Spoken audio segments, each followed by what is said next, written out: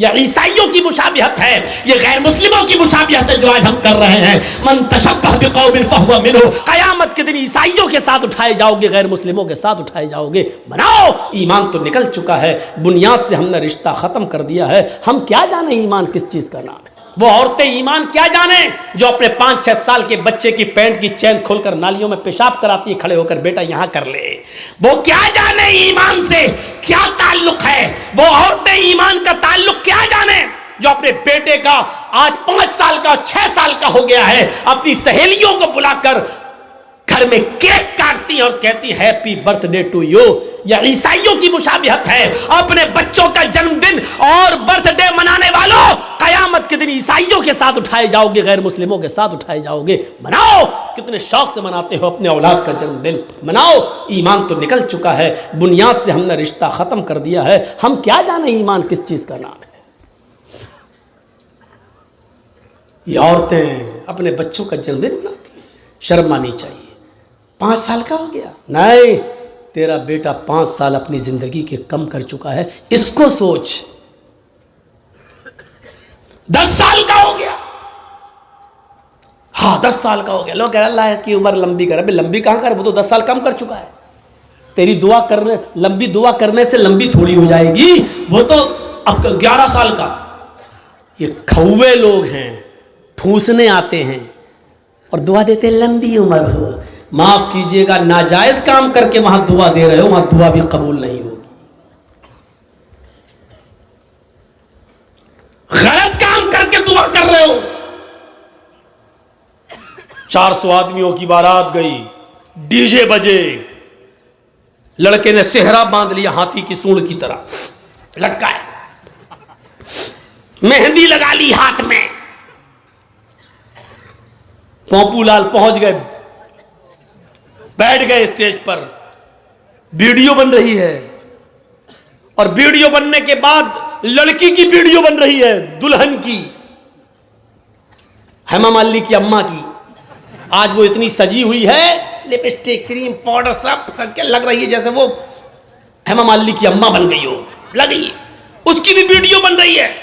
ये सारे हराम काम करने के बाद निकाह पढ़ा जा रहा है। मौलाना साहब कह रहे हैं निकाह कबूल किया, लड़के ने कह दिया निकाह कबूल किया, और निकाह के बाद दुआ हो रहा अल्लाह शादीशुदा जिंदगी में बरकत अता फरमा। हराम काम करने के बाद बरकत की दुआ दे रहा हो, 2 साल में तलाक हो जाएगी। शर्म नहीं आती तुम्हें दुआ देते हुए? सारे हराम काम करने के बाद वहां दुआ दे रहे हो। नापाक नमाज पढ़ लो, नापाक बगैर वुजू के मस्जिद में चले जाओ, नमाज पढ़ लो, और नमाज पढ़ने के बाद अल्लाह मेरी दुआ कबूल फरमा ले, अल्लाह मुझे जो है रोजी रोटी में बरकत अता फरमा। अब आप गौर करो, ये सारे गलत काम करने के बाद आप दुआ मांगेंगे, दुआ कबूल होगी? दुआ कबूल कहां होगी? जब आपका रिस्क भी हलाल हो। आपने 100 रुपए का पंजाबी खरीदा, 99 रुपए आपने रिक्शा चलाया, ई रिक्शा चलाया, टोटो चलाया, और कुर्ता मिल रहा है 100 रुपए का, पंजाबी मिल रहा है 100 रुपए का, 99 रुपए आपके मेहनत के, 1 रुपया आपको हराम का मिल गया। आपने 100 रुपए मिला के पंजाबी ले लिया, आपने वुजू भी बनाया, आपने गुस्ल भी किया, आपने नमाज भी पढ़ी, आप दुआ भी मांग रहे हैं, लेकिन अल्लाह के नबी फरमाते हैं कि जब तक वो कुर्ता तेरे जिस्म पर रहेगा, रब्बे काबा की कसम, उस जात की कसम जिसके कब्जे में मेरी जान है, अल्लाह के नबी कहते हैं 1 रुकू कबूल नहीं, 1 कयाम कबूल नहीं, 1 सजदा कबूल नहीं। 99 रुपए हलाल के, 1 रुपया हराम का, 99 रुपए कड़ी मेहनत के पसीना बहाकर कमाया, 1 रुपया हराम का मिला दिया है। जब तक वो कपड़ा तुम्हारे जिस्म पर रहेगा, नमाज कबूल नहीं होगी। अब नमाज के बाद कहो अल्लाह मुझे ये दे दे, मुझे ये दे दे, मुझे ये दे दे। ऊपर से आवाज आती है व मतामुहु हराम व मशरबुहु हराम व मलबसुहु हराम व गुज़िया बिल हराम। आए फरिश्तों, मेरा बंदा देखो क्या क्या चीजें मांग रहा है, मैं भी चाहता हूं कि दूं, लेकिन कैसे दूं? ये जो खाकर आया वो हराम का आया, जो पीकर आया वो हराम का, जो पहनकर आया वो हराम का, इसके जिस्म में जो खून दौड़ रहा है वो हराम का। फअन्ना युस्तजाबु लिज़ालिक, हम अपने बंदे की दुआ सुने तो कहां से सुने? 99 रुपीस हलाल के, मेहनत के, और उसके बाद 1 रुपया हराम का। जब ऐसा करने के बाद भी दुआ कबूल नहीं हो रही है तो हमारी शादियों में डीजे और ये सब और उबटने, हल्दी, मेहंदी सब करने के बाद और वीडियो बनाने के बाद लड़का और लड़की को फिर कहो अल्लाह शादी में बरकत अता फरमाए, ये दुआ कबूल होगी? मजाक बना के रख लिया आपने दुआओं का, मजाक बना के रख लिया आपने इस्लाम की तालीमात का। जितना मुसलमानों ने, इस दौर के मुसलमानों ने इस्लाम का मजाक उड़ाया, अल्लाह की कसम गैर मुस्लिमों ने भी इतना इस्लाम का मजाक नहीं उड़ाया जितना मुसलमानों ने इस्लाम का मजाक उड़ाया। जब चाहे तब खड़े हो गए, अल्लाह ये कर दे, अल्लाह वो कर दे, अल्लाह वो कर दे। अरे पहले देख तो उसकी हैसियत क्या है, पहले देख तो। अल्लाह के नबी के पास जो आता था आप उसके लिए दुआ, हिदायत की दुआ कर देते थे। पहले कुछ नसीहतें करते थे, जाओ पहले ऐसे करो। हम कहां हैं? मजाक बना लिया। मौलाना साहब दुआओं में याद रखना। अरे एक दुआ, मौलवी जर्जिस तुझे दुआओं में याद रखे कि अपने बेटे की दुनिया दीन देखे, अपनी औलाद का देखे, अपने रिश्तेदारों का देखे। एक फैशन बना लिया, दुआओं में याद रखना। मौलाना दुआ करना मेरे लिए, तू हराम पे हराम खाता जाए, मौलवी जर्जिस तेरे लिए दुआ करे।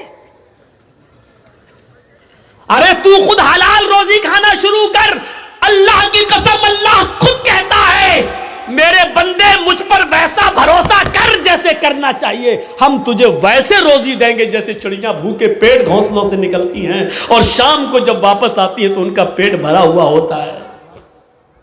समंदर में एक विहील मछली रहती है जो 40 टन गोश्त खाती है, 40 टन एक दिन में।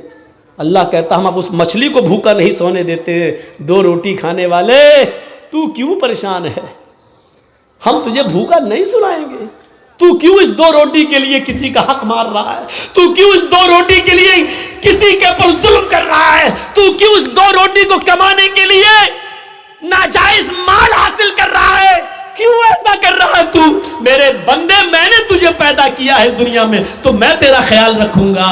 मैं तो वो हूं जो काले रंग की काली चूंटी जब काले पहाड़ पे चलती है तो मैं उसको भी रिस्क देता हूं। समंदर की तारीकी में कोई मछली भूखी नहीं सोने देता हूं। तू क्यों परेशान है? तू मुझ पर भरोसा तो कर। ईमान नहीं हमारे पास, कहां चला गया हमारा ईमान? मैंने बताया ना, ईमान की सबसे बड़ी खूबी क्या है? उसके अंदर ताकत आ जाती है, उसको अल्लाह के सिवा कुछ नहीं दिखाई देता। नहीं यकीन आता है? 50 बार सुना होगा, मेरे मुंह से भी सुन लो। इब्राहिम अलैहिस्सलाम को अल्लाह ने एक बेटा दिया, पहला बेटा इस्माइल, हाजरा के पेट से। हुक्म होता है आए इब्राहिम अपनी बीवी और बेटे को बियाबान जंगल में छोड़कर चले आओ। और सुनो, हम सोच बेचारी चाचा बैठे हैं, उसको देखो वो जा रहा उठ के। जाने दो अभी ये लोग निकल जाए तो अभी अच्छा है। लगता है शुगर पेशेंट है शायद। सुनिए अब लोग वो भी सोच रहे होंगे जब ड्राइवर ही चला गया तो हमको जाने में क्या है। होता है कि जब जलसे का सदर जो होता है प्रेसिडेंट, वो ड्राइवर होता है। जब वही पूरा जलसा चलाता है, जब ड्राइवर ही चला गया तो पैसेंजर तो अपने आप उतर जाएंगे। कहीं ढाबे पे जब बस रुकती है, ड्राइवर और कंडक्टर जब चाय पीने के लिए उतरते हैं तो पैसेंजर भी उतर जाते हैं। मेरे भैया, इस वक्त हम चला रहे हैं गाड़ी, हमारा ख्याल रखो ना, गाड़ी भिड़ जाएगी। तो इंसानी ज़रूरियात हैं, हो जाती हैं, लेकिन जो को ज़्यादा ज़रूरत लगती है वो पीछे बैठा करें। इब्राहिम अलैहिस्सलाम को हुक्म होता जाओ और बियाबान जंगल में छोड़ दो। मेरी माँ बहनों सुनो, हम माँ बहनों कहते हैं, बहनों भाइयों नहीं। बहनों भाइयों वाले और दूसरे लोग हैं। थोड़ा सा तो फर्क होना चाहिए ना। डिफरेंट होना चाहिए, वरना लोग कहेंगे उनमें इनमें फ़र्क क्या रह गया है। बहुत फ़र्क है, ज़मीन व आसमान का फ़र्क है। इब्राहिम अलैहिस्सलाम को हुक्म होता और वो अपनी बीवी को मैदान मिना में छोड़ देते हैं। सोचिए तो सही, जिन लोगों ने हज किया है इस वक्त उनकी नजरें उस जगह पर होंगी, और जिन्होंने नहीं किया है वो जरा आओ मैं तुम्हारे सामने ऐसा नक्शा खींचूं, तुम्हें भी लगे कि हाँ जरजीत साहब जो नक्शा खींच रहे हैं गोया कि मैं उसी मक्के में हूं। जिस जगह पर इब्राहिम अलैहिस्सलाम ने अपनी बीवी हाजरा को छोड़ा उस वक्त उनके पास थोड़ा सा सत्तू था, 1 दिन का या 2 दिन का पानी था बस।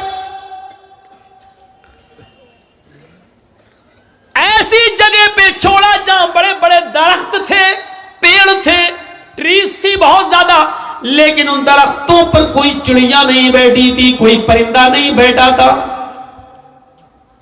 चिड़िया भी ऐसी जगह पर घोंसले बनाती है जहां आसपास उनको पानी मिल जाए, लेकिन वहां तो आसपास कहीं पानी ही नहीं, इसलिए चिड़ियों ने, कौओं ने, कबूतरों ने घोंसले भी नहीं बनाए। पानी नहीं था दूर दूर तक। ठंडा हो गया हो तो दो, नहीं तो अब तो आवाज सही हो गई, लेकिन थोड़ा पीते रहेंगे तो अच्छा। कल भी बहुत दूर प्रोग्राम है, अलीपुर द्वार, न्यू अलीपुर द्वार, काफी दूर है तो निकलना भी है। तो सुनिए मेरे भाइयों, लेकिन है बंगाल ही में। तो ऐसी जगह पर छोड़ा अपनी बीवी को। अब बीवी को क्या मालूम था?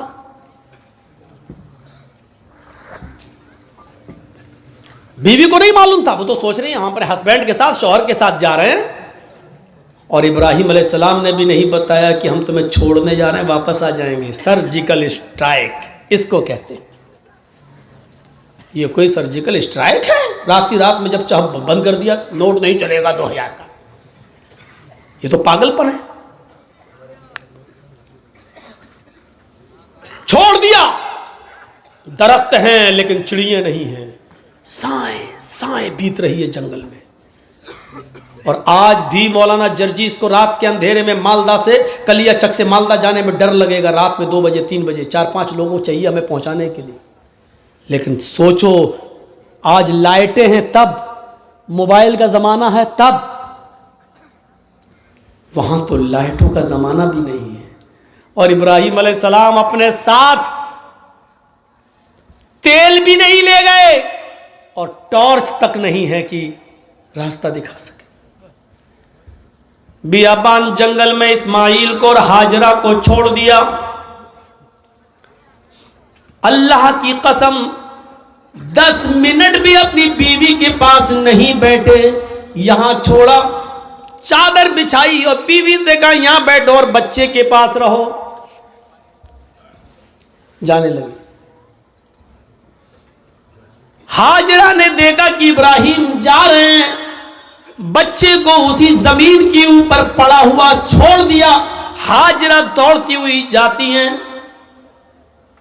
और अपने शौहर इब्राहिम का दामन पीछे से पकड़ती हैं। हाय इब्राहिम, कहां जा रहे हो?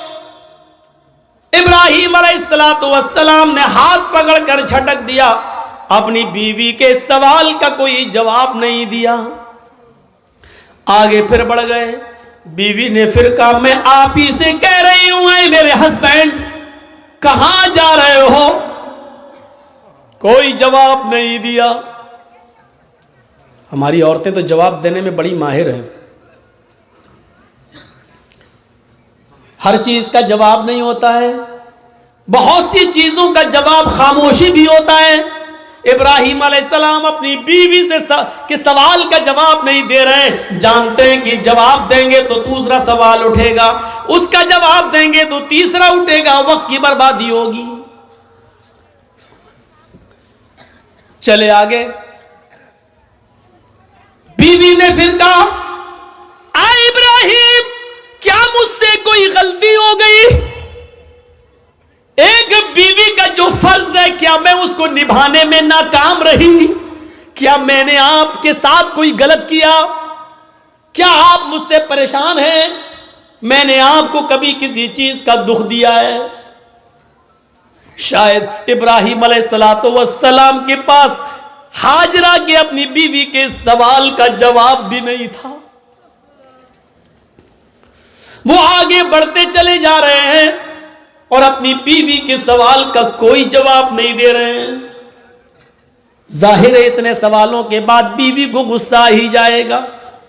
वो दौड़ती हुई फिर आगे बढ़ी और पीछे से कुर्ता कमीज पीछे से खींचते हुए कहा, जा रहे हो तो जाओ, मैं रोकूंगी नहीं। इतना तो बता दो, इला मन ततरुकुना, कुरान के अल्फाज देखिए, इला मन ततरुकुना, हमें किसके हवाले छोड़ के जा रहे हो? अपने बच्चे इस्माइल को किसके सुपुर्द करके जा रहे हो? यहां जंगल है, बियाबान जंगल है, दरिंदों की आवाजें आ सकती हैं, खतरनाक जानवर भी आ सकते हैं, या कोई काफिला आ गया और मेरी इज्जत व आबरू को लूट लिया, हमारी इज्जत को तार तार कर दिया, तो कल जब आप आओगे और मैं आपको चेहरा दिखाने के लायक न रही, फिर मैं आपको क्या जवाब दूंगी? जा रहे हो तो जाओ, इला मन ततरुकुना, हमें किसके सुपुर्द करके जा रहे हो? हमें किसके हवाले करके जा रहे हो?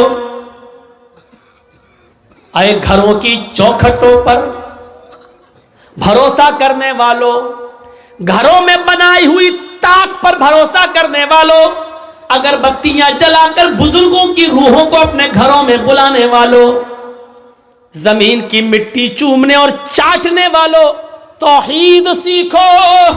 बीवी ने कहा, इला मन ततरुकुना, हमें किसके सुपुर्द करके जा रहे हो? हमें किसके हवाले करके जा रहे हो? आवाज आती है। यहां इब्राहिम ने अपनी बीवी के सवाल का, इस क्वेश्चन का जवाब, इसका आंसर दिया और इसको जरूरी समझा। इब्राहिम ने पीछे मुड़ के नहीं देखा, लेकिन अपनी बीवी के सवाल का कि मुझे किसके सुपुर्द करके जा रहे हो, मुझे किसके हवाले करके जा रहे हो, इसका जवाब दिया उंगली से इशारा करके, इल्लल्लाह।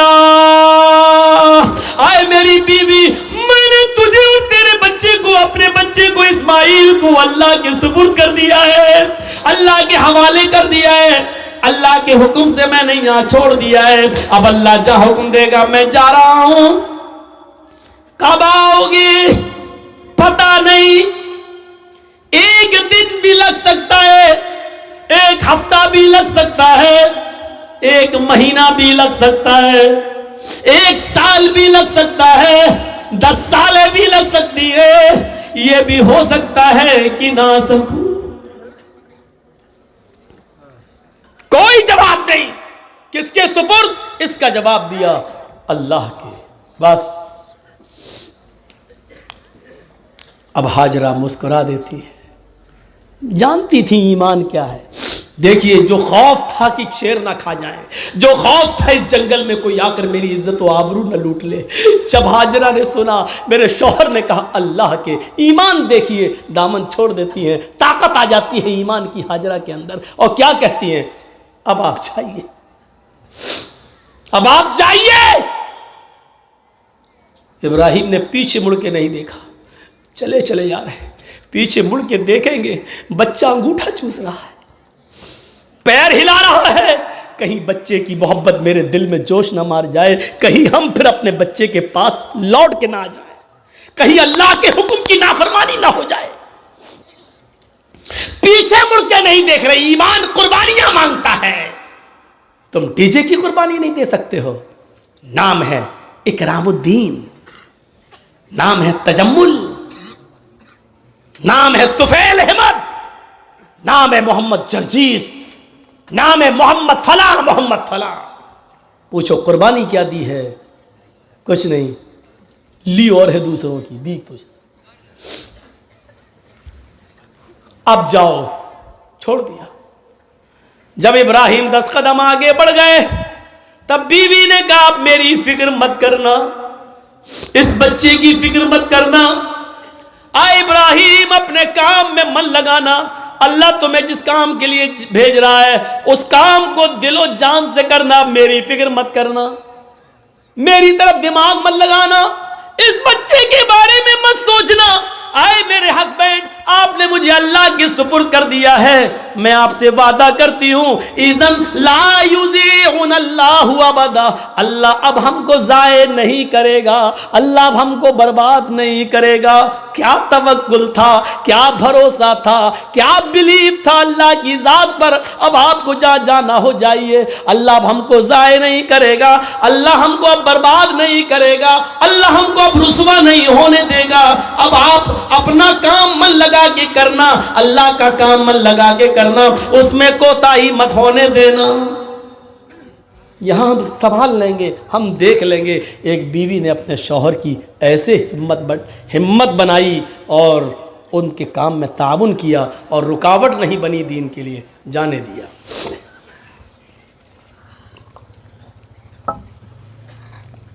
चले गए। अब जो चीज़ बताना चाहता हूं वो देखिए, इस ईमान की ताकत का नतीजा क्या निकला। सत्तू खत्म हो गए, पानी खत्म हो गया। हाजरा कहती है मैं तो प्यासी रह जाऊंगी, बच्चा कैसे प्यासा रहेगा, पानी नहीं है। सोचती इस पहाड़ी के ऊपर चढ़कर देखूं, शायद पहाड़ी के नीचे कोई बस्ती, कोई कबीला रहता हो, पानी मिल जाए। अंदर पहाड़ी के ऊपर चढ़ जाती है, उस पहाड़ी का नाम है सफा। सफा से झांक कर देखती है, कुछ नहीं है, खाई पड़ी हुई है, गहरी खाई है।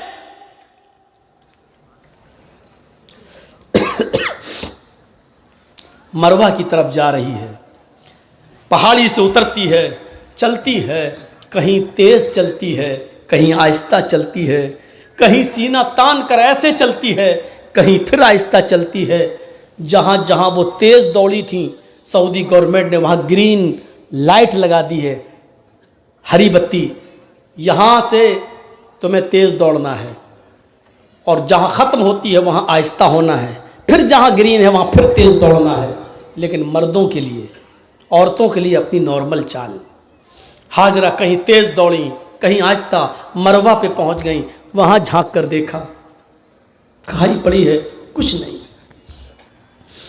लेकिन बच्चे की प्यास ऐसा माइंड खराब कर रही थी, वो जानती है पहाड़ी के नीचे कुछ नहीं, फिर भी बार बार चक्कर लगा रही हैं, फिर सफा फिर मरवा, फिर सफा फिर मरवा, 7 चक्कर लगाती हैं, 7 चक्कर।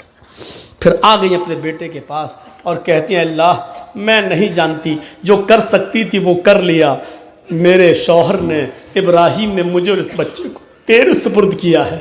अय अल्लाह, अगर आज मैं हलाक हो गई, ये बच्चा हलाक हो गया, तो दुनिया को तेरे ऊपर से भरोसा उठ जाएगा, तेरी जात से भरोसा उठ जाएगा। अय अल्लाह, मेरा हस्बैंड, मेरा शौहर मुझे और इस बच्चे को तेरे सुपुर्द करके गया है। अल्लाह वालों के इम्तहान होते हैं, यहाँ अल्लाह वालों से लोग मांगने चले जाते हैं। तसव्वुर करो आप, अल्लाह वाले ईमान की भट्टी में तप रहे हैं, यहां हम ईमान की भट्टी में तपना जानते ही नहीं है, उन तपे हुए लोगों के पास मदद के लिए पहुंच जाते हैं। ईमान वालों की जिंदगी हमें यह बताती है कि हमें उनके नक्शे कदम पर चलना है। हम उनके नक्शे कदम पर चलने के बजाय उन्हीं को सब कुछ समझ लेते हैं। मेरे प्यारे साथियों, यहीं से गलत फहमियां पैदा होती हैं, यहीं से गलत फहमियां पैदा होती हैं, यहीं से डाउट्स उठते हैं। आइए चलिए और देखिए मंजर। मेरे शौहर ने मुझे तेरे सुपुर्द और इस बच्चे को तेरे सुपुर्द किया है। अल्लाह, मेरा बेटा प्यासा है, इसके लिए पानी का इंतजाम कर। अभी उसने इतना कहा ही था, मर्द तो मर्द छोड़ो मेरे भाइयों, अल्लाह ने औरतों की फरियाद भी सुनी है। अगर किसी औरत के अंदर ईमान की ताकत आ जाए तो अल्लाह उसकी फरियाद भी सुनता है। ईमान औरत के अंदर हाजरा की दुआ रंग लाई। अल्लाह ने कहा, जिब्रील क्या देख रहे हो, मेरी बंदी की अगर मैं मदद नहीं करूं, इस्माइल को अगर आज मैं पानी ना पिलाऊं, तो मेरे अलावा कौन है जो मेरी बंदी की फरियाद सुनेगा। जाओ, आए जिब्रील, जमीन पर जाओ, जहां मेरा बंदा इस्माइल अपनी एड़ियां रगड़ रहा है, जहां उसके पैरों की एड़ियां जमीन पर रगड़ खा रही हैं, उसी जगह पर तुम अपना पर मारो और मेरी कुदरत का करिश्मा देखो। जिब्रील ने उसी जगह पर मारा और पानी का चश्मा जारी हो गया, चश्मा फूट गया पानी का। हाजरा ने पानी देखा, पानी बह रहा है, हाजरा उसको अपने दामन में समेटने लगी। पानी थोड़ा हो तो समटे, वो तो बह रहा है, फिर समेटती हैं, फिर समेटती हैं। पानी बहने लगा और हाजरा अपनी अबरानी जबान में चीख चीख कर कहने लगी, पानी कहां जा रहा है, पानी कहां जा रहा है। फिर समेटती हैं, कहती जम जम जम जम। ये अबरानी जबान का शब्द है, उस जमाने में जो इब्राहिम के जमाने में चलती थी। जम जम जम जम, रुक रुक, अरे कहां जा रहा, रुक रुक, ठहर जा, रुक जा, स्टॉप, रुक जा। पानी नहीं रुक रहा है। फिर हाजरा ने उसकी मुंडेर बांध दी, जो मिट्टी थी खड़ी करने लगी ताकि पानी को रोक लें। अल्लाह के नबी ने एक मिंबर पर खुतबा दिया जुमे के दिन, और मिंबर पे खड़े होके कहा था, अल्लाह हाजरा पर रहम फरमाए कि उसने पानी की मुंडेर बांध दी, उसने पानी की एक दीवार खड़ी कर दी। अगर उसने पानी की मुंडेर न बांधी होती, पानी की रोकथाम न की होती, तो वो पानी अल्लाह पूरी दुनिया में पहुंचा देता। अगर वो पानी पूरी दुनिया में पहुंच जाता तो उसकी कदर कम हो जाती। जो पानी आज गंगा का देख लो बह रहा है ना, लोग उसमें लेटरिन भी कर रहे हैं, पेशाब भी कर रहे हैं, और आज गंगा चुनाव का मुद्दा बन चुकी है। जो भी आता है वो क्या कहता है, हम गंगा साफ कराएंगे। इसका मतलब गंगा गंदी है। और जो चीज बहुत ज्यादा मिकदार में हो जाए तो उसकी फिर कद्र नहीं होती। आज जमजम की कद्र इसलिए है कि वो हमें और आपको आसानी से नहीं मिलता। जो चीज़ बहुत आम हो जाए फिर उसकी कदर कम हो जाती है, इसलिए हजरत हाजरा ने उसकी मुंडेर बांध दी। दो चीजें, एक तो औरत की दुआ सुनी अल्लाह ने। जो लोग कहते हैं इस्लाम में औरत की क्या इज्जत है, कोई इज्जत नहीं है, औरत पे सारा जुल्म, वो देख लें कि अल्लाह ने औरत की दुआ 7वें आसमान पर सुनी। और दूसरा यह पहलू कि हाजरा जहां दौड़ी, जितने चक्कर लगाए हाजरा ने, अल्लाह ताला ने उतने ही चक्कर हर हाजी और हर मुअतमिर पर, उम्रा करने वाले पर भी नाफिज कर दिए। और इतना ही नहीं, हाजरा जहां दौड़ी तेज, वहां तुम्हें भी तेज दौड़ना है, जहां आहिस्ता दौड़ी वहां तुम्हें भी आहिस्ता दौड़ना है। इससे बड़ी एक औरत की इज्जत क्या हो सकती है इस्लाम के अंदर, जो है कि जहां हाजरा तेज दौड़ी और जहां हाजरा आहिस्ता दौड़ी, कयामत तक पैदा होने वाले हर मुसलमान पर यह फर्ज कर दिया कि जब तक मेरी बंदी की सुन्नत को तुम जिंदा नहीं करोगे, हम तुम्हारा हज कबूल नहीं करेंगे। एक औरत के पैरों के रखने की जगह को, एक औरत के नक्शे पा को, एक औरत के पैरों के निशान को, एक औरत के पैरों के कदमों को, जहां जहां से वो गुजरी, अल्लाह ने उसको अपनी इबादत का एक पार्ट, अल्लाह ने उसको अपनी इबादत का एक हिस्सा बना दिया। इससे बड़ा एक औरत का मकाम क्या हो सकता है। वो लोग हमें जवाब दें जो कहते हैं कि औरतों पर इस्लाम ने जुल्म किया है। एक मर्द को 4 औरतें रखने की इजाजत है, लेकिन एक औरत को 4 मर्द रखने की इजाजत क्यों नहीं है। वो हमें बताएं कि आपके यहां मर्द की लंबी उम्र के लिए औरतों को करवा चौथ की परमिशन है, उनके ऊपर फर्ज है। क्या सिर्फ मर्द की ही लंबी उम्र होती है? क्या औरत की लंबी उम्र के लिए मर्द करवा चौथ का रोजा क्यों नहीं रख सकता है? आपके यहां सिर्फ औरत ही मर्द की लंबी उम्र की दुआ कर सकती है, करवा चौथ का व्रत रखकर, लेकिन मर्द औरत की लंबी उम्र की दुआ नहीं कर सकता है। क्या मतलब हुआ? मर्द जिए 200 साल, औरत मर जाए 25 साल में। सवाल हमारे पास भी हैं, लेकिन नहीं कह सकते हैं। सही वक्त पर सही बात कहना चाहिए। कभी कभी सही बात सही वक्त पर नहीं कही जाती है। आप कहिए डरते हो, डरते नहीं हो, इसी का नाम मसलहत है। वरना आज ये ज़माना है मेरे भाइयों कि आप सही भी बोलेंगे तो अंदर आप जाएंगे। मौलाना कलीमुद्दीन की जो गिरफ्तारी हुई है, क्या गुनाह था उनका? मुझे बताइए, क्या इस दुनिया के अंदर या इस मुल्क के अंदर क्या इस्लाम की दावत देना जुर्म है क्या? धर्म का प्रचार करना जुर्म है क्या? और क्या इस मुल्क के कानून में यह नहीं है कि कोई भी आदमी कोई भी मजहब कोई भी धर्म कबूल कर सकता है? जब हर आदमी को अपने मन के मुताबिक मजहब को कबूल करने की इजाजत है, तो आपने मौलाना कलीमुद्दीन को अरेस्ट क्यों किया? जब जितेंद्र नारायण त्यागी टीका लगा सकता है, हम मुसलमानों को उसके धर्म परिवर्तन पर कोई एतराज नहीं है, तो अगर कोई हिंदू मुसलमान हो रहा है तो आपको क्यों एतराज हो रहा है?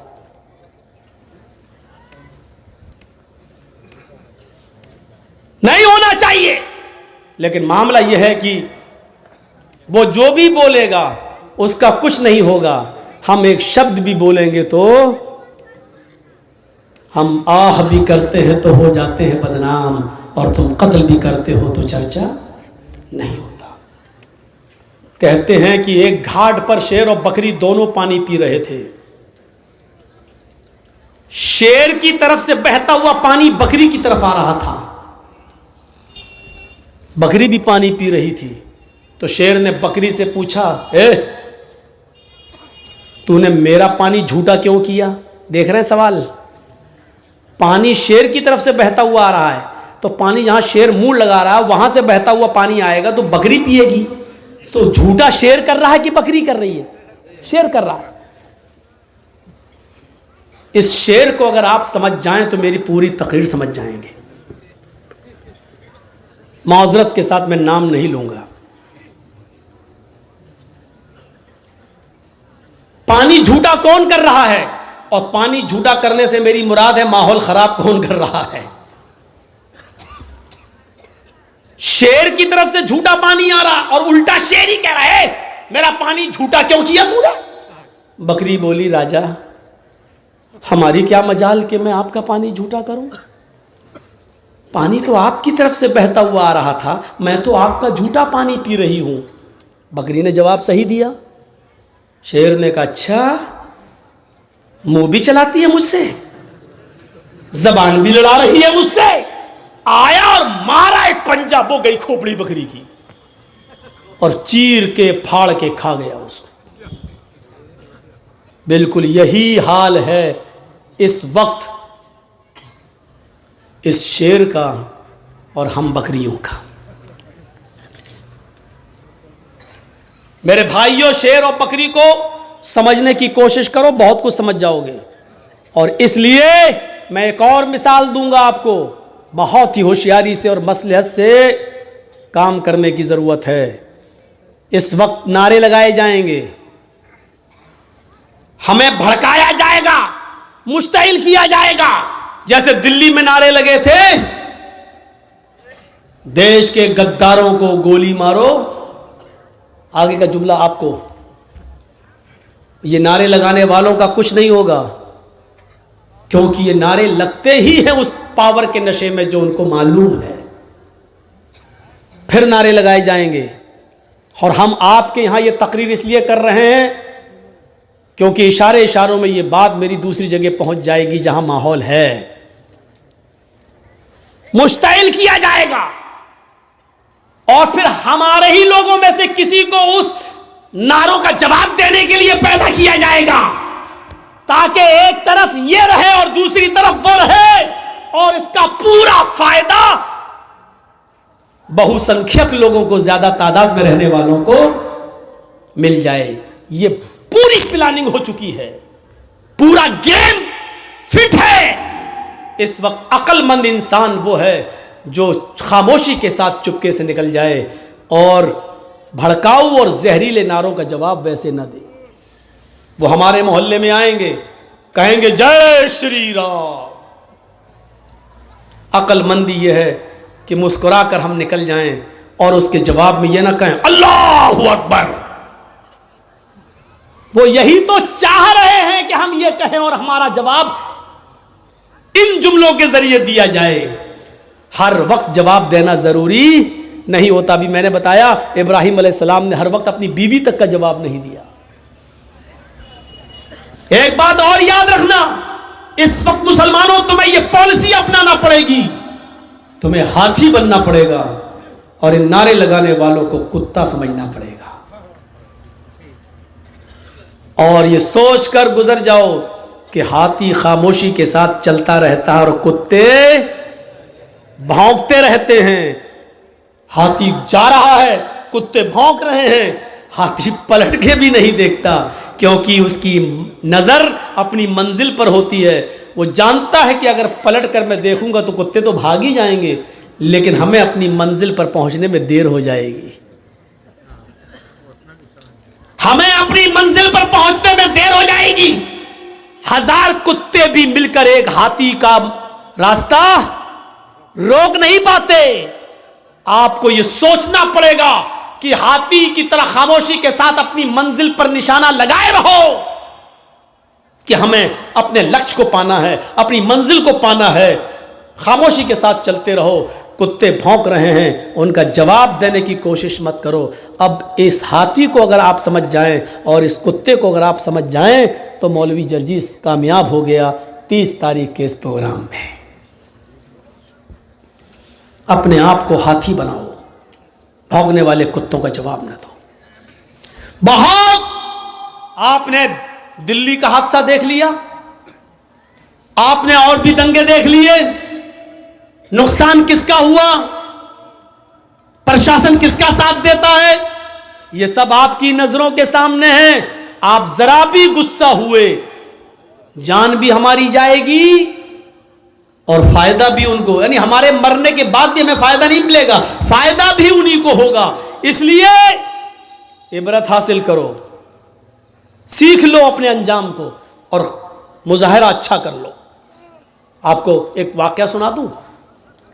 एक शेर भी शिकार के लिए निकला, भेड़िया भी शिकार के लिए निकला और लोमड़ी, लोमड़ी जानते हैं ना, फॉक्स, आपके यहां क्या कहते हैं, सियार। 3 लोग शिकार के लिए निकले। कौन कौन? शेर, लायन, भेड़िया भी और लोमड़ी। 3 लोग शिकार करने निकले और तीनों ने एक एक जानवर का शिकार कर लिया। तीनों ने शिकार कर लिया।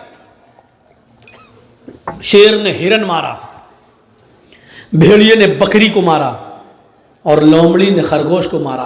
बहुत अच्छी मिसाल दे रहा हूं, ये मिसाल आप समझ गए।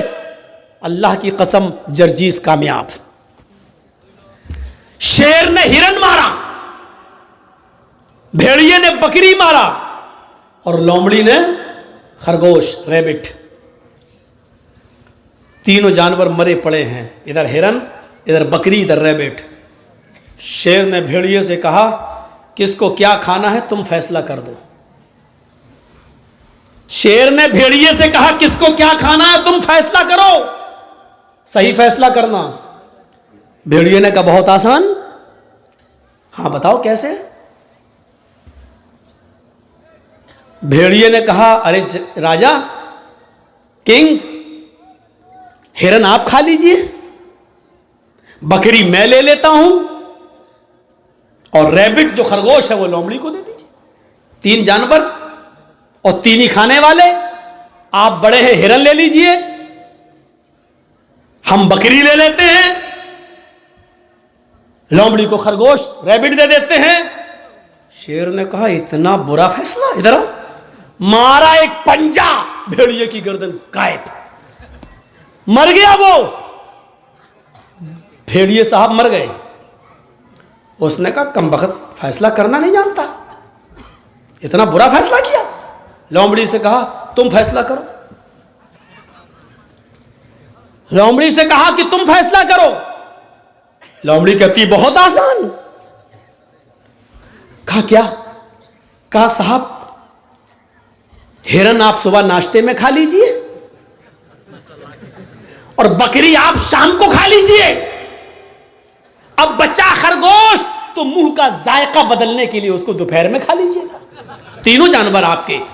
सुबह हिरन खा लीजिए, शाम को बकरी, और मुंह का टेस्ट बदलने के लिए खरगोश को दोपहर में। शेर ने कहा वाह वाह लोमड़ी, कितना अच्छा फैसला किया, इतना अच्छा फैसला करना तुझे किसने सिखाया? उसने कहा इस भेड़िए ने। कौन कहता कि बंगाल वाले नहीं समझते? माशाल्लाह समझ रहे हैं मेरी बात, समझ रहे हैं ना? उर्दू बोलने वालों में पूरे इंडिया में मुझी को बुलाया जाता है सबसे ज्यादा बंगाल में। क्यों? हम माइंड में घुसेड़ देते हैं बात, दिमाग में। माँ बहनें भी समझ गई होंगी। देखा लोमड़ी ने कितनी अच्छी क्या कहा? उसने कहा अगर हमने कुछ उल्टा सीधा फैसला किया तो अभी पंजा पड़ेगा और हम भी जाएंगे। तो उसने कितना अच्छा क्या कहा? अरे बहुत आसान,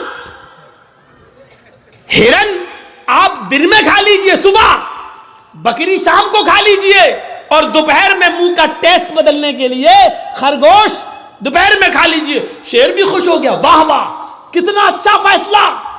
शेर को भी समझिएगा, लोमड़ी को भी समझ लीजिएगा, और लोमड़ी की अक्लमंदी को भी समझ लीजिएगा। लोमड़ी की जान कैसे बची? आपको इस वक्त अपने आप को बचाना है। बिहार वालों ने थोड़ी सी गलती कर दी, भुगत रहे हैं। बंगाल वालों तुमने अक्लमंदी से काम किया। आज मौलवी जर्जीस आजादी के साथ घूम रहा है। अल्लाह करे कि यही अक्ल यूपी वालों को भी आ जाए। तो मेरे भाइयों सोचो, बहुत कुछ कह दिया, हो सकता है कल इंडिया टीवी वाला इसी को काट काट के दिखाए, लेकिन दिखाएगा कब? जब ये यूट्यूबर अपने चैनलों पे देंगे तब। अगर ये नहीं देंगे तो अल्लाह की कसम नहीं दिखाएगा। लेकिन इन कमीनों की वजह से हम बहुत परेशान हैं। सच बताता हूं कि मुझे सबसे ज्यादा मेरे ऊपर केस और मुकदमे इन चैनल वालों की वजह से, इनकी वजह से चले। अब इसको काटेंगे। शेर, मौलाना ने जालिम शेर कहा किसको? अब उसका नाम तक डाल देंगे उसमें। यह समझने की जरूरत है। लोमड़ी की मसलहत की तरह तुम भी समझो मसलहत किस में है, क्या देना है क्या नहीं देना है। अपना चैनल मत चलाओ वरना हराम रोजी खाओगे तुम। वो मालूम है, वो तो हम पढ़ते हैं, लिस्ट बन रही है हमारी, कौन कौन क्या क्या दे रहा है, कौन कौन दे रहा है। एक दिन सब तकरीरें निकलवा देंगे, सब कहां से निकलती हैं, कैसे निकलती हैं, वो पूरा हमको भी लोमड़ी से बहुत कुछ सीखने को मिल गया है। हमने भी बहुत कुछ सीख लिया है। जब तक कंट्रोल कर रहे हैं, जब कंट्रोल से बाहर हो जाएगा, सब्र का भी एक पैमाना होता है। हमारे सब्र का ज्यादा फायदा ना उठाएं आप लोग। तो मेरे भाइयों सुनिए, फैसला भी कर दिया, और क्या कहा? सुबह ये, शाम को ये, और खरगोश बीच में। वाह वाह वाह वाह कितना अच्छा फैसला किया। फिर शेर क्या कहता है? लोमड़ी तुझे इतना अच्छा फैसला करता किसने सिखाया? उसने कहा भेड़िए ने। यानी भेड़िए ने ये फैसला न किया होता तो मुझे ये इबरत नहीं मिलती। तो आप एक देख रहे हैं ना, उसने पहले तो भेड़िए से कहा फैसला कर, तो भेड़िए ने हालांकि सही फैसला करा था। हिरन आपने मारा, हिरन आप खा लीजिए, बकरी मैंने मारी, मैं खा लेता हूं। लोमड़ी ने खरगोश मारा, लोमड़ी खरगोश खा लेगी।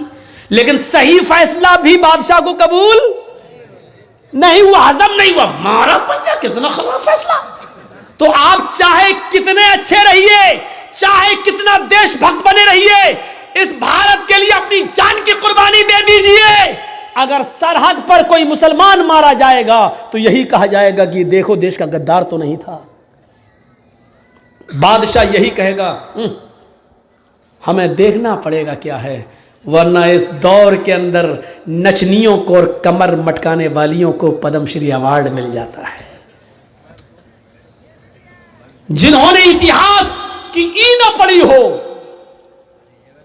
उनको मिल जाता है, और जिन्होंने कोरोना काल के अंदर गरीबों के घर अनाज पहुंचाया, गल्ला पहुंचाया, सिलेंडर पहुंचाया, आज उनको कुछ नहीं मिलता। क्योंकि इस दौर में जीना है तो चापलूसी करना सीखो। तो मेरे भाइयों, लोमड़ी की तरह अक्लमंद बनो। आप हालात देख रहे हो, उस हालात से जायजा लो, और फिर अपने आप को बचाना है तो लोमड़ी की तरह फैसला करो। ठीक है, लगा लो नारे, आएगा कभी दौर हमारा भी, और कहो इंशाअल्लाह। इंशाअल्लाह। ये हमेशा नहीं रहता है, और राहत इंदौरी ने कहा था ना, आज तुम साहिबे मसनद हो, कल नहीं रहोगे। जो आज साहिबे मसनद हैं वो कल नहीं होंगे। किराएदार है, जाती मकान थोड़ी है। किराएदार हैं, जाती मकान थोड़ी है मेरे भाइयों। लेकिन जब तक तुम्हारा जुल्म और सितम चल रहा है, इसलिए हम ही को थोड़ा सा लोमड़ी की तरह अक्लमंदी से काम लेने की ज़रूरत है। इसलिए मेरे भाइयों, अक्लमंदी से काम लो। इस मिसाल से बहुत कुछ कह दिया मैंने। इस मिसाल के अंदर सब कुछ है, पूरे हालात जो बोलना चाहिए पूरे इसके अंदर मौजूद हैं। इसलिए मैंने कहा कि आप अपने अंदर ईमान की ताकत पैदा करिए मेरे भाइयों। बस ईमान पैदा करिए और बुनियाद से अपने रिश्ते को जोड़िए। आप जानते हैं ईमान की ताकत क्या है? आपको मालूम होगा, फिरौन जब मूसा अलैहिस्सलाम से तंग आ गया तो कहने लगा, मूसा अपनी फौज को लेके आ, मैं अपनी फौज को लेके आता हूं, आओ आज आमने सामने मुकाबला कर लेता हूं। इस वाक़े को जरूर सुन लीजिएगा मेरे भाइयों, इस वाक़े को जरूर सुनिएगा। मूसा अलैहिस्सलाम ने कहा ठीक है, तुम अपनी दलीलें पेश करो, हम अपनी दलीलें पेश करें। मूसा अलैहिस्सलाम जब सामने आ गए, फिरौन भी अपनी फौज को लाया। फिरौन के साथ उसके जादूगर थे। सुनिए, फिरौन के साथ कौन था? जादूगर। और मूसा अलैहिस्सलाम के पास कौन थे? चंद मुसलमान जो उनके ऊपर ईमान लाए थे। फिरौन ने अपने जादूगरों से कहा, चलो अपना तिलस्म दिखाओ, अपना करतब दिखाओ, अपना नाटक दिखाओ, अपना ड्रामा दिखाओ। फिरौन के जादूगरों ने कहा, हम अपना जादू दिखाएंगे और ऐसा जादू दिखाएंगे जिससे मूसा डर जाएगा और मूसा की पूरी फौज डर के भाग जाएगी। फिरौन ने कहा कि आज मूसा को हारना चाहिए और मुझे जीतना चाहिए, तुम क्या दिखाओगे? तो फिरौन के जादूगरों ने, दो चीजें समझाऊंगा बस इस वाक़े से। फिरौन के जादूगरों ने कहा ठीक है, हम अपना जादू दिखाने वाले हैं जिससे मूसा और मूसा की पूरी फौज डर के भाग जाएगी, लेकिन हमारे लिए इनाम क्या होगा? कुरान देखिए क्या कहता है। जब फिरौन के जादूगरों ने फिरौन से कहा, हम अपना जादू दिखाएंगे जिससे मूसा और मूसा की कौम हार जाएगी, लेकिन ये तो बताओ, इन्ना लना लअजरन इन कुन्ना नहनुल गालिबीन, अगर हम जीत गए, हम गालिब आ गए, हम मूसा और मूसा की फौज को भगाने में कामयाब हो गए, तो हमारा इनाम क्या होगा? हमें आप क्या देंगे? इनाम क्या देंगे? मैंने कहा ना आप लोगों से, थोड़ा सा रुक जाइए, इस वाक़े को सुन लीजिए। इसमें ईमान की ऐसी लज्जत मिलेगी आपको कि देखिए ईमान कहते क्या है और ईमान के बाद ताकत क्या आ जाती है, इसको समझ लो मेरे भाइयों। तो फिरौन ने कहा, अच्छा इनाम चाहते हो? कहां? व इन्नकुम लमिनल मुकर्रबीन, अगर मूसा और मूसा के कौम के लोग भाग गए, तुम जीत गए, तो हम तुम्हें अपना मुकर्रब बना लेंगे, अपनी कैबिनेट में शामिल कर लेंगे, अपना मंत्री बना लेंगे, अपना वजीर बना लेंगे, तुम हमारे पास बैठोगे, हम तुमसे हुकूमत चलाने में मशवरे करेंगे, हम तुम्हें इनाम देंगे, तुम्हें अपना करीबी बना लेंगे। अब सोचो, ममता दीदी का कितना करीबी था एक नंदीग्राम वाला, नाम नहीं लूंगा। तो अब देखो, जब करीबी था तो क्या नहीं था उसको और क्या नहीं दिया मुख्यमंत्री ने उसको, लेकिन अब उसकी नजर और ऊपर पहुंच गई। कहते ना कि ज्यादा ऊपर जो देखता तो टोपी फिर नीचे गिर जाती है, तो जो सर पे है वो भी नहीं रहता है, जो थोड़ा बहुत होता है वो भी चला जाता है। तो इतना ऊंचा मत देखो। इसीलिए अल्लाह के नबी ने फरमाया, अपने से ऊपर अमीरों की तरफ मत देखो, ला तंजुरू इला मन हुवा फौककुम, जो तुमसे ऊपर है उनकी तरफ मत देखो, वंजुरू इला मन अस्फला मिनकुम, उनकी तरफ देखो जो तुमसे नीचे हैं। जैसे एक आदमी बेचारा नंगे पैर जमीन पे चल रहा था और उसको शर्म आ रही थी, मेरे पास चप्पल नहीं है, पैर कभी क्या कहेंगे लोग, चप्पल नहीं है। लेकिन अचानक उसकी नज़र एक अपाहिज के ऊपर पड़ती है जो दो पैरों से लंगड़ा है और बैसाखी पे चलता है। एकदम उसके दिमाग में आता है, अरे मैं क्यों शर्माऊं, इस बेचारे के पास तो पैर भी नहीं है, कम से कम अल्लाह ने मुझे पैर तो दिए हैं, जूते नहीं दिए तो क्या हुआ, चप्पल नहीं दी तो क्या हुआ। जब उसने अपाहिज को देखा तो उसको इबरत मिल गई।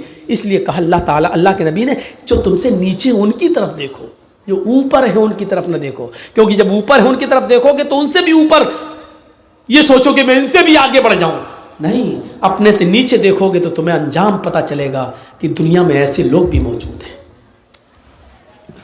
तो मेरे भाइयों, फिरौन ने कहा कि हम तुम्हें अपना कैबिनेट में शामिल कर लेंगे, अपना मंत्री बना लेंगे, तुम्हारे पास किसी चीज की कमी नहीं होगी। उन्होंने सोचा जब हम फिरौन के करीबी बन जाएंगे तब तो मजे ही मजे हैं, मजे ही मजे हैं। तो उन्होंने क्या किया, मूसा अलैहिस्सलाम और उनकी फौज के सामने अपनी रस्सियां डाल दी, जादू दिखाने लगे, रस्सियां फेंक दी और वो रस्सी सांप बन के रेंगने लगी, सर्प सांप बन गई, ऐसे चलने लगी। वो सांप नहीं थे, वो सांप नहीं थे, लेकिन देखने वालों को सांप दिखाई दे रहा था। सांप, मूसा अलैहिस्सलाम डरने लगे, ऐसे ऐसे करने लगे हैं। तो फौरन वही आई, अल्लाह ताला ने कहा ला तखफ या मूसा, मूसा डरो नहीं, जिनको तुम सांप समझ रहे हो वो सांप है नहीं, वो रस्सियां ही है, ये तिलस्म है, ये जादू है। तुम इस जादू को खत्म करना चाहते हो, इनके सांपों को मजा चखाना चाहते हो, तो हमने जो तुम्हें डंडा दिया, जो लाठी तुम्हारे पास है, जो आसा, इसको जमीन पर मारो। अलक़ि आसाक, मूसा जमीन पर अपनी लाठी मारो। मूसा अलैहिस्सलाम ने अपना डंडा, अपनी लाठी जमीन पर मारी, और जैसी लाठी जमीन पर मारी वो क्या बन गया, अज़दहा, अज़दहा बन गया। उसने मुंह खोला, आ, और जैसी मुंह खोला, आ करके अंदर को सांस ली, बाहर को नहीं, अंदर को जो सांस ली, तो जितने सांप थे उड़ते हुए गए, उसके मुंह में घुस गए और सबको खा गया। जादूगर यहीं से समझ गए फिरौन के, हमने जो दिखाया वो नकली माल था, फिरौन ने जो दिखाया वो ओरिजिनल था। हमने जो दिखाया वो ढोंग था, मूसा ने जो दिखाया वो ओरिजिनल था, फैक्ट, फेक नहीं, फैक्ट था, सच्चाई थी, ट्रूथ था उसके अंदर, सच्चाई थी। हमने जो दिखाया वो पोल खुल गई मेरी, मूसा ने जो दिखाया उसके अंदर, अगर हमने मूसा के मुकाबले में कुछ दिखाने की कोशिश की तो हम ही को मुंह की खानी पड़ेगी और हम ही जलील हो जाएंगे। इसका कोई तोड़ नहीं है, क्योंकि जादू का और हकीकत का कोई मुकाबला नहीं है। जब फिरौन के मानने वाले और दरबारियों ने उनने देखा कि हमारे सांपों को, हमारी रस्सियों को फिर मूसा अलैहिस्सलाम के डंडे के द्वारा बने हुए अज़दहे ने खा लिया है, तो उसी वक्त वो चीख पड़े और क्या कहने लगे मालूम है? उनकी जबान से क्या निकला? उनकी जबान से जो जुमले निकले वो जब जुमले ये थे, आमन्ना बिरब्बिल आलमीन रब्ब मूसा व हारून, हम अल्लाह रब्बुल आलमीन पर ईमान लाए, उस रब पर जो मूसा का रब है और जो हारून का रब है। समझ गए आप? अभी तक काफिर थे, लेकिन हकीकत देखने के बाद क्या हो गए? मोमिन। अब देखिए, ईमान ले आए, आमन्ना बिरब्बिल आलमीन, ईमान लाता हूं मैं रब्बुल आलमीन पर। किस रब पर? फिरौन भी तो अपने आप को रब कहता है, तो फौरन कहा नहीं, फिरौन के रब पर नहीं, हम ईमान लाए फिरौन पर नहीं, रब्बे मूसा व हारून, उस रब पर जो मूसा का भी रब है और जो हारून का भी रब है। गौर कीजिए इन जुमलों पर। अब फिरौन को बड़ा गुस्सा आया, कमीने लाए थे हम इनको अपने लिए और ये तो मूसा के बन गए, ये तो अल्लाह वाले बन गए, ये तो खुद ही मूसा और हारून के रब पर ईमान लाए। अब गुस्सा नहीं आएगा? देश का चौकीदार किसी के ऊपर बहुत भरोसा करता हो और वो आदमी टूटकर एकदम दूसरी पार्टी में चला जाए तो कितना गुस्सा आएगा? हैं? बाद में बहाने करेंगे, लेकिन गुस्सा, लेकिन आंखों के सामने वही बैठे बैठे, वही खड़े खड़े फिरौन के सारे जादूगर ईमान लाए। और जब ईमान लाए तो फिरौन ने कहा तुमने ये क्या किया? तुम मूसा और हारून के रब पर ईमान लाए? इन्होंने कहा हाँ लाए, हमारी इजाजत के बगैर। कहा हाँ आपकी इजाजत के बगैर। अब क्या जरूरत है आपकी इजाजत को, आपकी इजाजत की? जब हमने ओरिजिनलिटी देख ली, असलियत देख ली, सच्चाई देख ली, तो अब हमें क्या जरूरत है? फिरौन ने क्या जवाब दिया? अब सुनिए, जो चीज बताना है वो सुनिए। ईमान लाने के बाद अब इनके अंदर क्या ताकत आई? अभी जो फिरौन से मदद मांग रहे थे, क्या इनाम मिलेगा, अब वही फिरौन उनको धमकी दे रहा है। कुरान फिरौन की धमकी को नकल करता है, आए जादूगरों, मेरे साथ आने वालों, मूसा के रब पर और हारून के रब पर ईमान लाने वाले मेरे जादूगरों, जल्दी से लौटकर मेरे खेमे में आ जाओ, मेरी टोली में आ जाओ, मेरी पास वापस आ जाओ। अगर तुमने ऐसा न किया, अगर तुमने ऐसा न किया, लउक़त्तिअन्ना अयदियकुम वअरजुलकुम मिन खिलाफ सुम्मा लउसल्लिबन्नकुम अजमईन। कुरान क्या कहता है? फिरौन धमकी देता है, अगर तुमने मूसा और हारून के रब को न छोड़ा, लउक़त्तिअन्ना अयदियकुम वअरजुलकुम मिन खिलाफ, अभी यही सबके सामने हम तुम्हारे हाथों को और पैरों को कटवा देंगे, हम उनके टुकड़े टुकड़े कर देंगे। मिन खिलाफ, मुखालिफ सिमतों से। मुखालिफ सिमत से मतलब समझ रहे हैं? अगर सीधा हाथ काटेंगे तो उल्टा पैर, और अगर उल्टा हाथ काटेंगे तो सीधा पैर, राइट हैंड काटेंगे तो लेफ्ट पैर, और अगर लेफ्ट हैंड काटेंगे तो राइट पैर। हम आज ही अभी तुम्हारा मुख्तलिफ सिमतों से, उल्टे सीधे जहत से हम तुम्हारे हाथ पैर काट देंगे। अल्फाज की ज्यादती माना की ज्यादती पर दलालत करती है। अरबी जबान में कता यक्ताओं के माना होते हैं काटना, और अरबी जबान में कत्ता युकत्तियों के माना होते हैं टुकड़े टुकड़े करना।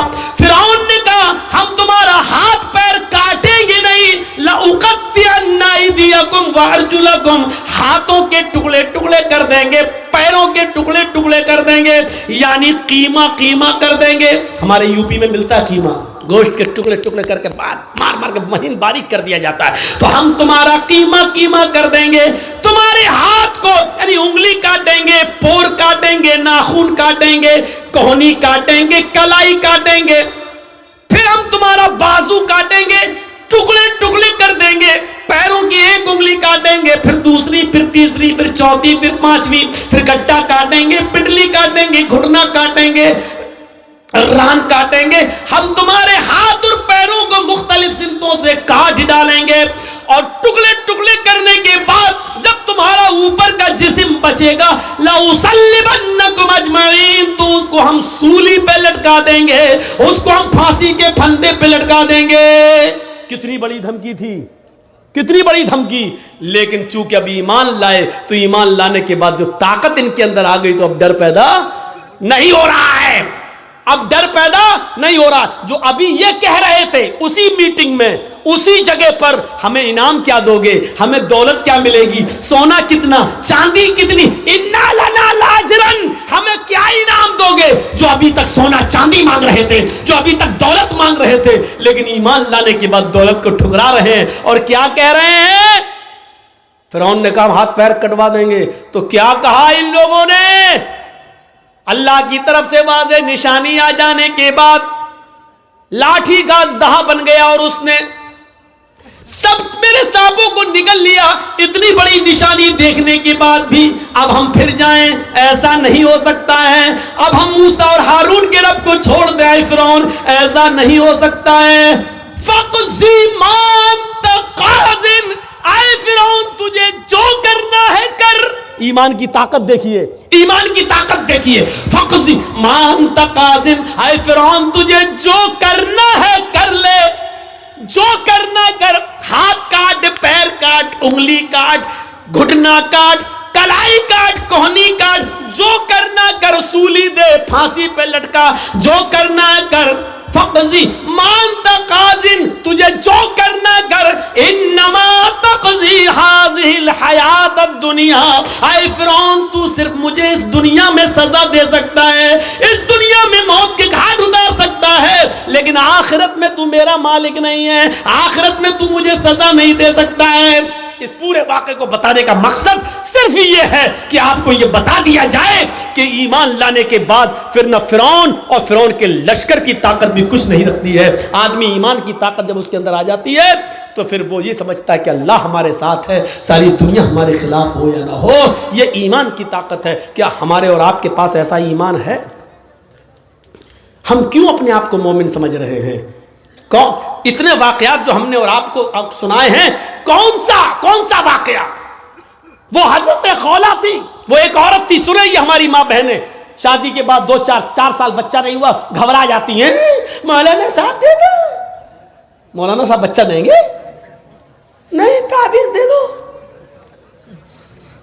घोल घोल के पिलाओ। हमारे यहाँ यूपी में कुछ ज्यादा खुराफाते हैं, बंगाल में भी होंगी, हमें नहीं मालूम, हम तो खुराफाते थोड़ी देख रहे हैं, हमारे यहाँ सुनने को मिलता है। एक मौलवी ने मस्जिद के हुजरे में कहा कपड़े उतारो ऊपर के, क्या होगा? कि हम यहाँ कुरान वो लिखा जाएगा, जाफरान घोल के यहाँ से लेके पूरे जिस्म पर लिख रहा है, पता नहीं क्या लिख रहा। और बेशरम औरत खोल देती है, लो लिखो, पीठ पे लिखवा रही हैं। जाफरान से कुरान की आयतें लिखकर पर्ची बनाकर कहा जाता है कि लो इसको तुम कब्र के नीचे शर्मगाह की तरफ बांध लेना, बच्चा आसानी से पैदा हो जाएगा। ये सब सूरतें हो रही हैं। मौलवी ना ताबीज दे सकता है ना पानी।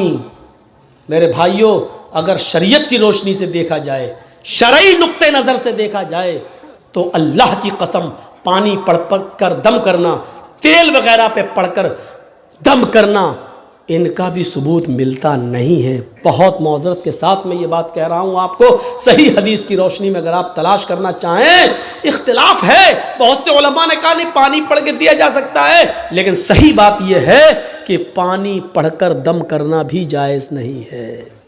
कोई सरीह और सही हदीस मौजूद नहीं है। इसके बरखिलाफ वो हदीस मिलती है कि अल्लाह के नबी ने फरमाया कि खाने और पीने की चीज़ों पर फूंक मत मारो।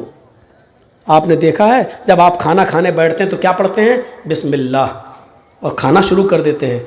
अगर फूंक से बरकत होती तो हदीस में हुक्म ये होता कि बिस्मिल्लाह पढ़ के पहले खाने में दम करो और फिर खाओ। ऐसे प्लेट उठाओ, बिस्मिल्लाह, अब खाओ। क्यों? फूंक में बरकत है ना, तो फिर फूंको फिर खाओ ना।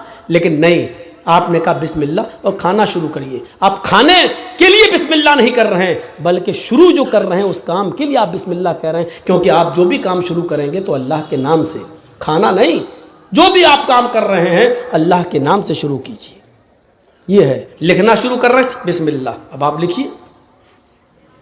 खाना शुरू कर रहे हैं तो बिस्मिल्लाह, अर्रहमान अर्रहीम नहीं, बिस्मिल्लाह। जहां जितना सबूत है वहां उतना करना है हमें और आपको। अल्लाह ताला ने कहा है, अल्लाह के नबी ने फरमाया कि अल्लाह का नाम लो, तो अल्लाह का नाम बिस्मिल्लाह हो गया। अल्लाह के नबी ने यह नहीं कहा कि अल्लाह रहमान रहीम कहो, सिर्फ अल्लाह का नाम बिस्मिल्लाह, बिस्मिल्लाह कह लो, हो गया। और अगर हर बिस्मिल्लाह का मतलब बिस्मिल्लाह रहमान रहीम है तो फिर आप कुर्बानी करेंगे तो क्या कहेंगे जानवर पर? बिस्मिल्लाह रहमान रहीम अल्लाहु अकबर क्यों नहीं कहते हो? वहां पूरी बिस्मिल्लाह क्यों नहीं पढ़ते हो? नहीं पढ़ते हो, क्यों? वहां नहीं बताया। वहां क्या बताया? बिस्मिल्लाही वल्लाहु अकबर। दुनिया जानती है कि वहां रहमान रहीम पढ़ना अकल के खिलाफ है, क्योंकि वहां जानवर को ज़िबह किया जा रहा है। और वहां कोई कहेगा बिस्मिल्लाह रहमान रहीम तो आदमी कहेगा ये कहाँ रहम है?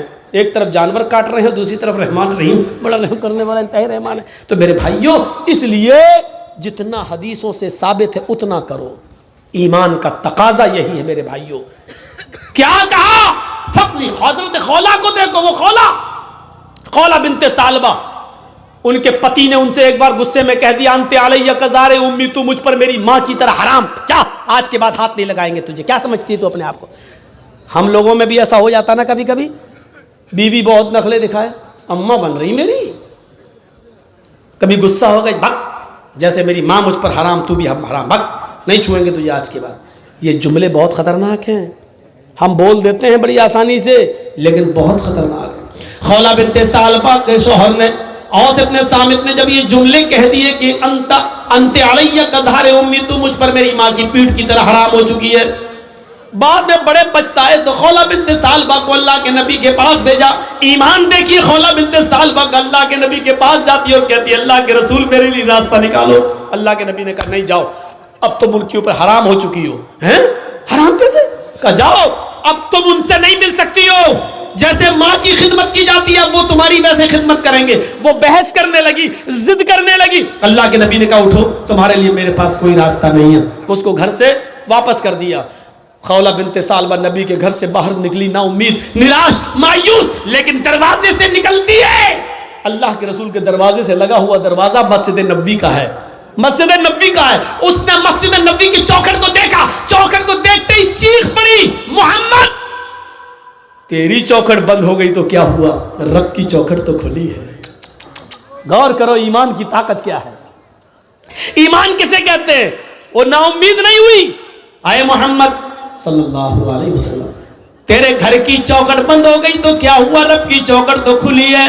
हदीस के अल्फाज है, वो औरत मस्जिद में दाखिल होती है, मां बहनों सुनो, और चूड़ियां खरीदने वाली हो सुनो, और मार्केटों में लिपस्टिक और क्रीम और पॉन्ड्स खरीदने वाली हो सुनो, ये तुम्हारी जैसी एक औरत है खौला बिन्त सालबा, नबी की चौखट से निकलती है तो मस्जिद में घुस जाती है, वुजू बनाती है, 2 रकात नमाज पढ़ती है, फिर अकेले अपने रब के सामने दोनों हाथ उठाकर ये दुआ करती है, इलाहुल आलमीन तेरे नबी की चौखट बंद हो गई तो क्या, तेरी तो खुली है।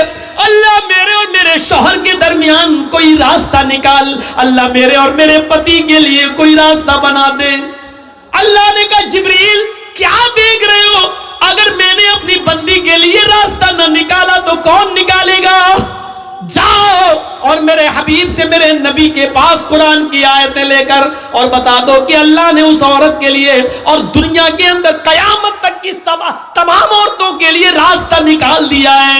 जिब्राइल कुरान की आयतें लेके आए, अल्लाह की कसम खौला बिन्त सालबा भी मस्जिद के अंदर दुआ मांग रही है, अभी उसके आंसू गिर रहे हैं, अभी उसके हाथ नीचे नहीं हुए, अभी उसने दुआ मांगने के बाद अभी खत्म नहीं की, वो दुआओं में रवानी जारी है, वो दुआ पे दुआ मांगी जा रही है। और यहाँ जिब्रील ये आयतें लेके नाजिल होते हैं, कद समी अल्लाहु कौलल्लती तुजादिलुका फी ज़ौजिहा व तश्तकी इलल्लाह। अल्लाह ने उस औरत की बात को सुन लिया, अल्लाह ने उस लेडी की बात को सुन लिया, अल्लाह ने उस औरत की गुफ्तगू को सुन लिया जो आपसे बहस कर रही थी, तुजादिलुका फी ज़ौजिहा, जो आपसे बहस कर रही थी, जो आज आपसे डिबेट कर रही थी, जो आपसे लड़ रही थी अपने हस्बैंड के बारे में, वो तश्तकी इलल्लाह। और जब आपने उसको भगा दिया, हटा दिया, घर से बाहर कर दिया, तो वो अल्लाह से भी फरियाद कर रही, वह तश्तकी इलल्लाह, वो अल्लाह को भी पुकार रही, यानी दुआ कर रही है। अल्लाह ने उस औरत की बात को सुन लिया है, जाओ ऐ नबी उस औरत को बुलाओ, और उस एक औरत के लिए मैंने कयामत तक की सारी औरतों के लिए मसला बदल दिया है। कहो जो लोग अपनी बीवियों को अपनी मां की तरह कह लेते हैं, हराम कर लेते हैं, वो अपनी बीवी बना सकते हैं दोबारा, लेकिन दोबारा बीवी बनाने से पहले एक गुलाम आजाद करना पड़ेगा। एक गुलाम आजाद करने की ताकत ना हो तो 60 रोजे मुसलसल पैदर पे रखना पड़ेंगे, कंटिन्यू रेगुलर, और 60 रोजे भी रखने की ताकत ना हो तो 60 मिस्कीनों को खाना खिलाना पड़ेगा, 60 फकीरों को, ये 3 में से कोई एक काम करना होगा तरतीब से। अगर गुलाम आजाद करने की ताकत हो तो पहले गुलाम, ये ना हो तो 60 रोजे रखने की ताकत ना हो तो 60 मिस्कीनों को, फकीरों को खाना खिलाएं, और फिर वो तुम्हारी बीवी। ये सजा के तौर पर, लेकिन रास्ता तो निकाला, पहले तो रास्ता ही नहीं था, लेकिन बाद में रास्ता तो निकाल दिया, कम से कम सजा मुतय्यन करके। और सजा इसलिए मुतय्यन किया ताकि हर वक्त हर आदमी अपनी बीवी को अपनी अम्मा की तरह हराम ना करता रहे अपने ऊपर, इसलिए ये सजा मुतय्यन कर दी। तो मेरे भाइयों, खौला बिन्त सालबा का ईमान देखो, नबी की चौखट से बाहर तो कहती है नबी तेरी चौखट बंद हुई तो क्या, रब की चौखट तो खुली है। ये ईमान की ताकत होती है। यही खौला बिन्त सालबा जब लाठी टेक कर चलने लगी, बहुत बूढ़ी हो गई, कमर सीधी नहीं होती थी, लाठी लेके चलती थी, तो एक दिन हजरत उमर फारूक घोड़े पर जा रहे थे, खौला बिन्त सालबा ने कहा उमर घोड़े से नीचे उतर, मेरी बात सुन। हजरत उमर घोड़े से नीचे उतर गए और खौला बिन्त सालबा के पास पहुंच गए पैदल, और नीचे झुककर कहते माँ क्या कहती हो, सुनाया, कुछ बात बोले ही। हजरत उमर फारूक वापस आए, लोगों ने कहा अमीरुल मोमिनीन, एक मामूली औरत के लिए आप घोड़े से उतर गए, एक मामूली औरत के लिए आप घोड़े से उतर गए, और उसके पास जाके झुककर उसके कान पे अपने कान लगा दिए उसके होठों से। आप कह सकते थे मेरे दरबार में आ, एक मामूली औरत के लिए आप घोड़े से उतर गए। हजरत उमर फारूक रोते हुए कहते हैं नहीं, इसको मामूली औरत मत कहो, ये मामूली औरत नहीं है। जब नबी का दरवाजा बंद हो गया तो इस औरत की गुफ्तगू को अर्श वाले ने अर्श पे सुना है। ये मामूली औरत नहीं है, जिसकी ज़बान से निकलने वाली दुआ को अल्लाह भी रिजेक्ट नहीं कर सका, अल्लाह ने इसकी दुआ अर्श पर कबूल की। उमर की क्या मजाल जो इसकी बात को सुनने के लिए घोड़े से ना उतरे, उमर की क्या हिम्मत जो इसकी बात को सुनने के लिए घोड़ा ना छोड़े। अरे जब अल्लाह ने इसकी बात को रिजेक्ट नहीं किया तो उमर इसकी बात को रिजेक्ट कैसे कर सकता है? जब सातवें आसमान के ऊपर अल्लाह ने इसकी बात को सुना तो उमर इसकी बात को कैसे मना कर सकता है, कैसे नहीं सुन सकता है? मेरे भाइयों, ये ईमान की ताकत थी, ईमान की ताकत। ये ईमान की ताकत हमें और आपको अपने अंदर पैदा करना है। पूरा खुतबा मेरा ईमान के ताल्लुक से रहा है।